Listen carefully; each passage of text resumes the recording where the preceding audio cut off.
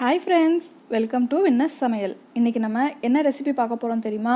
ஒரு சூப்பரான ஹெல்தியான ரெசிபி தான் பார்க்க போறோம். என்னடா எப்ப பார்த்தாலும் ஹெல்தின்னு சொல்லிட்டு பார்த்துக்கிட்டே இருக்கீங்களா? ஆமாங்க, நம்ம சேனல் எப்பவுமே ஹெல்தியான ரெசிபிஸ் அதாங்க போட்டுக்கிட்டு இருக்கோம். அந்த வரிசையில தான் நம்ம இன்னைக்கு பார்க்க போற ரெசிபி தக்காளி கீரை. அதாவது இதை மிளகு தக்காளி கீரைன்னு சொல்லுவாங்க.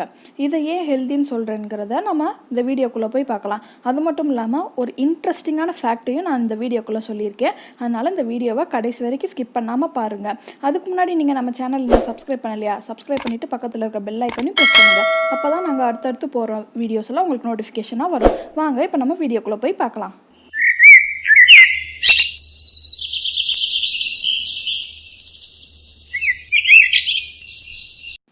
நான் ஒரு 2 மூடி தக்காளி கீரையை அதோட தண்டெல்லாம் நீக்கி அதை நல்லா வாஷ் பண்ணி எடுத்து வச்சுருக்கேன். அது போக ஒரு 15 சின்ன வெங்காயம் இருக்கு இல்லையா, அந்த அளவுக்கு எடுத்து குட்டி குட்டியாக நறுக்கி எடுத்து வச்சுருக்கேன். அதோட அரை மூடி தேங்காயும் நல்லா துருவி வச்சுருக்கேன். அதோட 2 முட்டையும் சேர்த்து எடுத்துக்கிடலாம். இப்போ நம்ம வதக்க ஸ்டார்ட் பண்ணிடுவோம். கொஞ்சமாக எண்ணெய் ஊற்றி எண்ணெய் சூடானதும் நம்ம கட் பண்ணி வச்சுருக்கிற வெங்காயத்தை போட்டு நல்லா வதக்கிக்கிடலாம். கொஞ்சம் லைட்டாக பொன்னிறமாக வர வரைக்கும் நம்ம வதக்கிக்கிடுவோம்.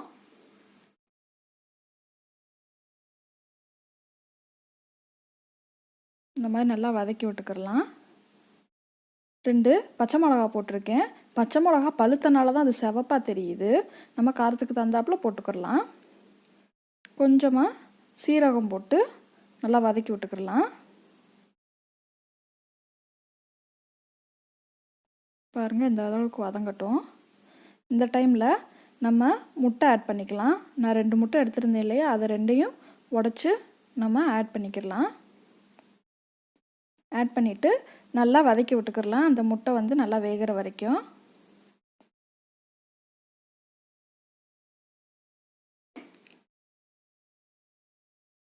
பாருங்கள், நல்லா வேக ஆரம்பிச்சிருச்சு. நல்லா வதக்கி விட்டுக்கிடலாம். இதை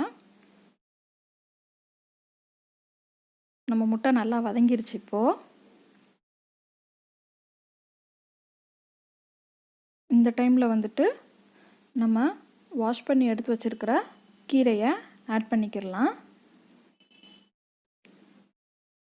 கொஞ்சம் கொஞ்சமாக ஆட் பண்ணிக்கிடுவோம். நம்ம பார்க்குறதுக்கு தான் இவ்வளோ கீரை இருக்கிற மாதிரி இருக்கும். ஆனால் இப்போ நம்ம வதக்கி விட்டோம்னா கொஞ்சமாக ஆயிரும். பாருங்கள், நல்லா பார்த்து வதக்கி விட்டுக்கிடலாம். இதை ஒரு 5 to 10 minutes நல்லா வதக்கி விட்டுக்கிடலாம். அப்போ நம்மளுக்கு எப்படி தெரியும்னு பார்த்தீங்கன்னா, நம்ம போட்ட கீரையோட அளவு வந்து பாதியாக குறைஞ்சிரும். பார்த்துக்கோங்க, நல்லா சுண்டிரு. பாருங்கள், இப்போயே கொஞ்சமாக வதங்கிருச்சு. இன்னும் கொஞ்சம் நல்லா வதங்கட்டும். இப்போ நம்ம இதோட பெனிஃபிட்ஸ்லாம் என்னன்னு சொல்லி பார்த்துடலாம். இந்த டைமில் நம்ம வதக்குறோம் இல்லையா, இப்போ வந்துட்டு இந்த கீரையில் அப்பப்போ தண்ணி விடும். அந்த தண்ணியை எடுத்து நம்ம குடித்தோம்னா இது ரொம்பவும் ஹெல்த்தியானது. இது சாப்பிட்றனால என்னென்ன யூஸ்ஃபுல் இருக்குதுன்னு பார்த்தீங்கன்னா, இது வந்துட்டு சுகர் பேஷண்ட்ஸ்லாம் சாப்பிட்டோம்னா சுகர் வந்து ரொம்ப கண்ட்ரோலாக இருக்கும். அது மட்டும் இல்லாமல் ஐசைட்ஸ் கண் பார்வைக்கு ரொம்பவும் நல்லது. இது வந்துட்டு யூரின் இன்ஃபெக்ஷனை வந்து ரெடியூஸ் பண்ணிவிட்டு, அது மட்டும் இல்லாமல் கான்ஸ்டிபேஷனையும் வந்துட்டு க்யூர் பண்ணுது.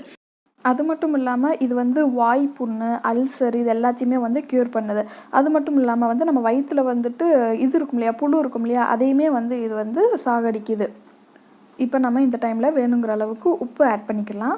ஆட் பண்ணிவிட்டு நல்லா இதை வதக்கி விட்டுக்குருவோம். பாருங்கள், நம்ம கீரை வந்து நம்ம போட்டதை விட பாதியாகவே குறைஞ்சிருச்சு. நம்ம இந்த டைம் வர வரைக்கும் தான் நம்ம இது பண்ணுறோம். ஸோ இந்த டைமில் வந்துட்டு நம்ம துருவி எடுத்து வச்சுருக்கிற தேங்காயை ஆட் பண்ணி நல்லா வதக்கிட்டோம்னா நம்மளோட மிளகு தக்காளி கீரை ரெடி ஆயிடுச்சு. இன்னொன்று நான் மிஸ் பண்ணிட்டேன்னு நினைக்கிறீங்களா, அதையும் தான் சொல்ல போகிறேன். அதாவது ஃபேக்ட் என்ன ஃபேக்ட்னு பார்த்தீங்கன்னா, இந்த கீரை வந்து யார் நட்டாங்கன்னு தெரியுமா? மனுஷங்க கிடையாதுங்க, ஒரு பறவை. அது சாப்பிட்டு போட்ட சீடில் மூலியமாக முளைச்சது தாங்க இந்த கீரை.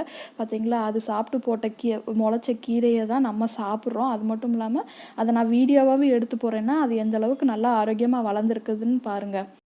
இந்த வீடியோ உங்களுக்கு பிடிச்சிருந்துச்சுன்னா லைக் பண்ணிவிட்டு சப்ஸ்கிரைப் பண்ணிவிட்டு பக்கத்தில் இருக்க பெல் ஐக்கானையும் ப்ரெஸ் பண்ணிடுங்க. கண்டிப்பாக இந்த ரெசிபியை உங்கள் வீட்லேயும் ட்ரை பண்ணி பாருங்கள். எப்படி இருந்துச்சுங்கிறத எங்களோட கமெண்ட்டில் ஷேர் பண்ணுங்கள். அப்படியே இந்த வீடியோவை மற்றவங்களுக்கும் ஷேர் பண்ணுங்கள். தேங்க்யூ ஃபார் வாட்சிங் அவர் வீடியோ.